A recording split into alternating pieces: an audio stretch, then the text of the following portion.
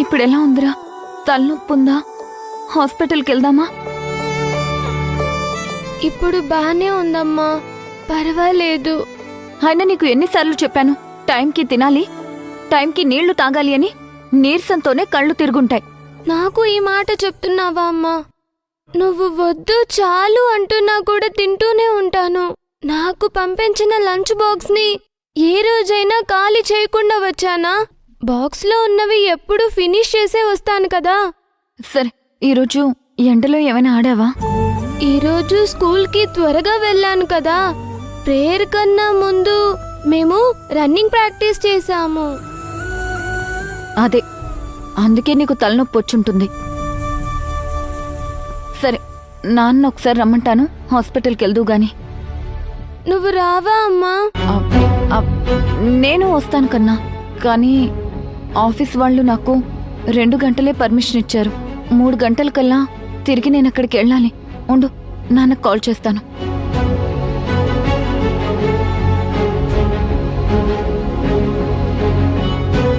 The number you are trying to call is currently not reachable. నాన్న phone not reachable అని వస్తుంది. రామ్ కుమార్ గారికి call చేస్తాను.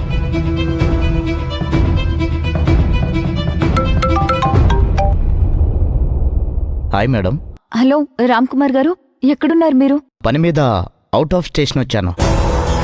ఓ అవునా? Any urgent madam? లేదు లేదు, ఏం లేదు, నేను మళ్ళీ కాల్ చేస్తానండి. సరే మేడం.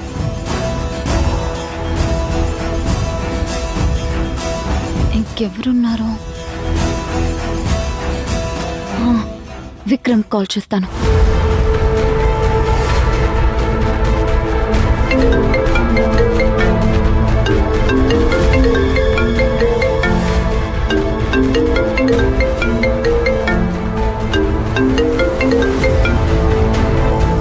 హలో, నమస్తే మేడం. ఎక్కడున్నావు? కొంచెం అర్జెంటుగా ఇంటికి రాగలవా? అలాగే మేడం, అరగంటలో ఉంటాను. ఓకే విక్రమ్.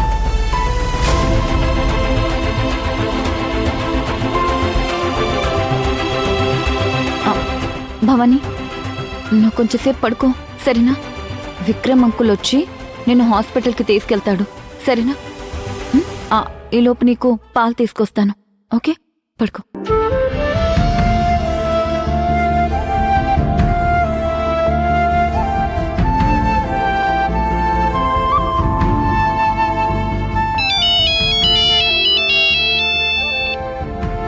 హలో మేడం, నమస్తే. నేను రీటాని. రీటానా? రీటా అంటే ఎవరు? అర్జున్ సార్తో ప్రాజెక్ట్ చేసిన వాళ్ళం.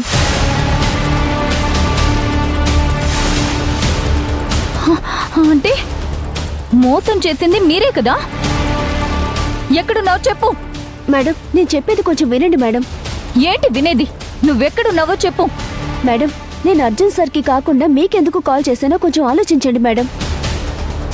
మా వల్ల మీకు మోసం జరిగింది మేడం. మిస్టర్ బి నాతో టచ్లో లేడు మేడం. అతను అందర్నీ మోసం చేసి ఫారిన్కి పారిపోయాడు మేడం. అతని గురించే మీతో మాట్లాడాలి మేడం. అసలు నువ్వేం మాట్లాడాలి నాతోని? ఇంతకీ వాడెక్కడున్నాడో ఆచూకీ తెలుసా నీకు? లేదు మేడం, మిమ్మల్ని కలిసి మీతో మాట్లాడడానికి కొంచెం అవకాశం ఇవ్వండి మేడం. ఈ మోసం గురించి అంతా వివరిస్తాను మేడం. అందరూ కలిసే మమ్మల్ని మోసం చేశారు కదా, 800 కోట్లు. ఆ మోసం సరిపోలేదా? అందరూ కలిసి మళ్ళీ ఇప్పుడేదో ప్లాన్ చేస్తున్నారా? మోసం చేయాలని చూస్తున్నారా? మీరు అనుకుంటున్నట్టుగా ఇప్పుడు నా దగ్గర డబ్బులేమీ లేవు. నీ ఆటో ఖర్చులకు కూడా నేనిప్పుడు డబ్బులు ఇవ్వలేను. నన్ను కూడా మోసం చేశారు మేడం, అర్థం చేసుకోండి ప్లీజ్. అంటే మోసగాళ్లనే మోసం చేశారన్నమాట. ఈ మాట అంటే ఎవరైనా నమ్ముతారా? నీకు మానం, మర్యాద, సిగ్గు, శరం ఉంటే నీ ఒంట్లో పారేవి చీము నెత్తిరే అయితే కష్టపడి సంపాదించుకుని తినండి. ఇలాంటి నీచమైన బతుకు బతకాలా? నీలాంటి వాళ్లంతా స్త్రీ జాతికి కలంకం. ఇప్పుడు నీ గురించి ఆలోచించే పరిస్థితిలో నేను లేను. కానీ ఏదో ఒక రోజు మీ అందర్నీ చట్టానికి అప్పగిస్తాను. నా డబ్బుని నేను వెనక్కి తీసుకొస్తాను. మిమ్మల్ని అందర్నీ జైలుకి పంపిస్తాను. నువ్వు నాకు కాల్ చేయాల్సిన అవసరం లేదు. నేనే నీ వెనకపడి నీ మీద కంప్లైంట్ చేస్తాను. నిన్ను లోపలేపిస్తాను. Madam, madam please madam. మిమ్మల్ని కలవడానికి ఒక్క అవకాశం ఇవ్వండి మేడం.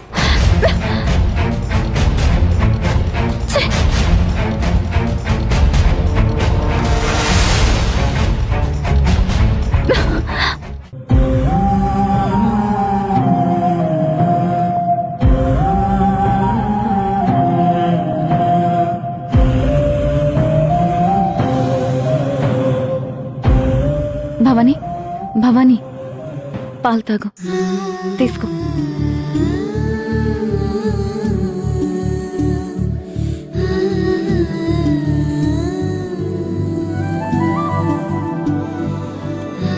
ఇప్పుడు ఎలా ఉంది?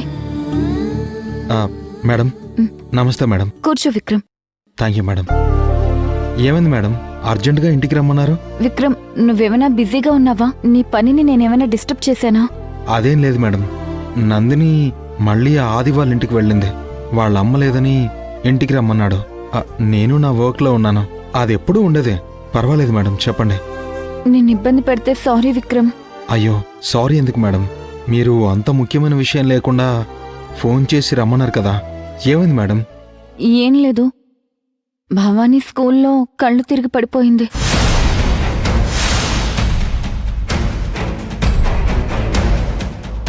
అయ్యో భవానీ, ఇప్పుడు ఎలా ఉందమ్మా? పర్వాలేదు అంకుల్.